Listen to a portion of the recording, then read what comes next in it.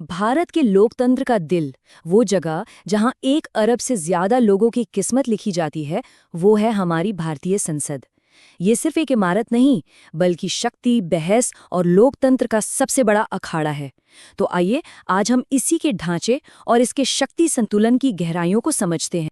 सोचिए जरा, इतनी बड़ी और इतनी अलग अलग तरह की आबादी के लिए कानून बनाने की ये पूरी प्रक्रिया आखिर चलती कैसे होगी?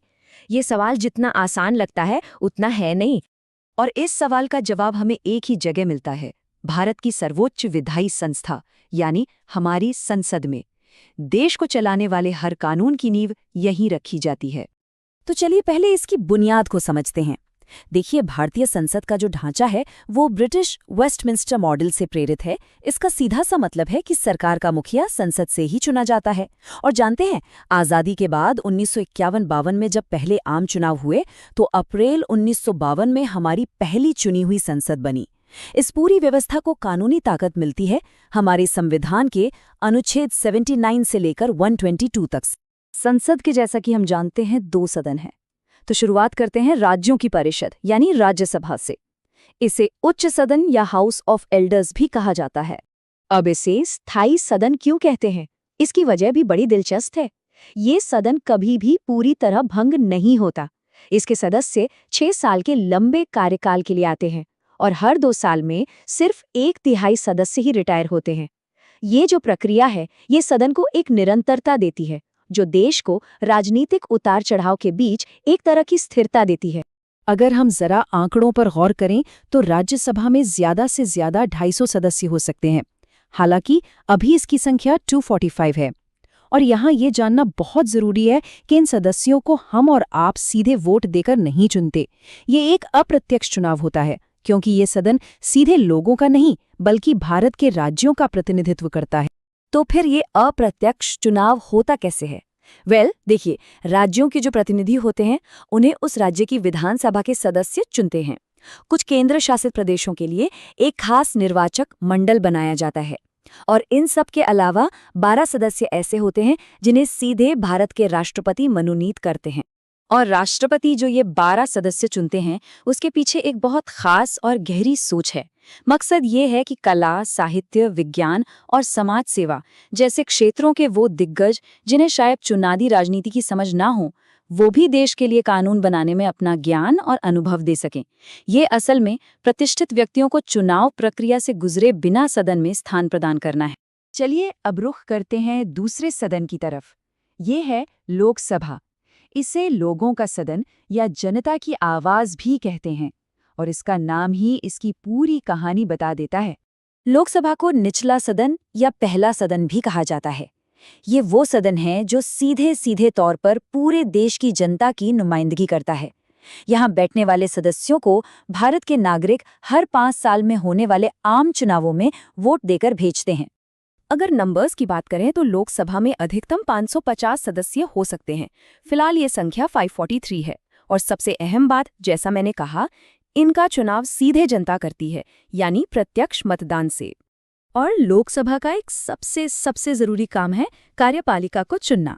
अब ये कार्यपालिका क्या है? अरे भाई, यही तो वो समूह हैं जिसे हम और आप आम भाषा में सरकार कहते हैं।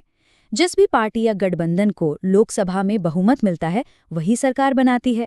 प्रधानमंत्री और उनके मंत्री सब इसी सदन के प्रति जवाबदेह होते हैं। लेकिन असली कहानी तो तब शुरू होती है जब इन दोनों सदनों में किसी बात पर सहमति न बने। यहीं पर पावर डायनामिक्स यानी शक्ति का असली खेल सामने आता है। तो चलिए देखते हैं कि इन दोनों सदनों के बीच शक्तियों का बंटवारा आखिर है कैसा। मान लीजिए कोई साधारण सा कानून बनाना है, तो नियम ये है कि बिल को दोनों सदनों से पास होना ही होगा।